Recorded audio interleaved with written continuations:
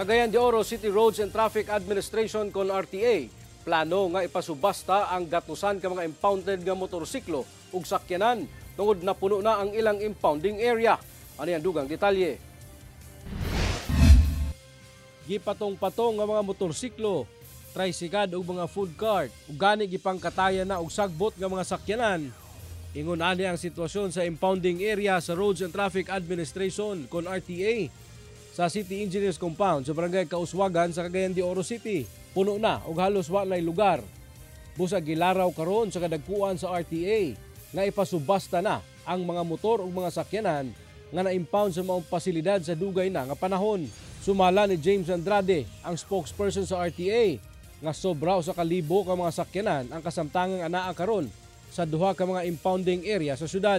Gani na intention ang tag-iya mismo nga dili na niya lukaton or iyan ang pasagdahan, pwede kayo siya mo submit no sa iyang affidavit o i-waive na niya iyang rights, so pwede po na siya in case og nanatay auction pohon, dali ra ang pagproseso niini. Sa kasamtangan, anaa sa 500 pesos ang towing fee nga gina-charge sa RTA ug 100 pesos ang storage fee matag adlaw sa motorsiklo ug 300 pesos ang storage fee sa mga sakyanan.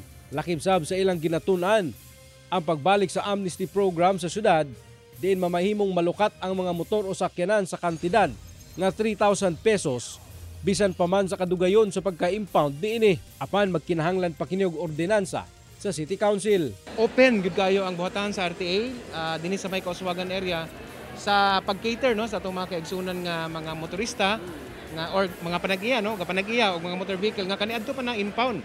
So andam ta mutabang sa ila sa issues nila kay ang isa sa itong nakita ani siguro, medyo mahal-mahal na. So andam po ang buhatan nga ato ning masulbad as soon as possible time. Alang sa mga tag-iya sa mga sakyanan, nga di na ganahan mulukat pa sa ilang mga impounded nga sakyanan, mihangyo ang RTA nga makikoordinar sa ilang buhatan aron mahimuan og dokumento sa pagdispatchar niini. Kauban si Makoy Sempron, James Paulo Yap, 1 Mindanao.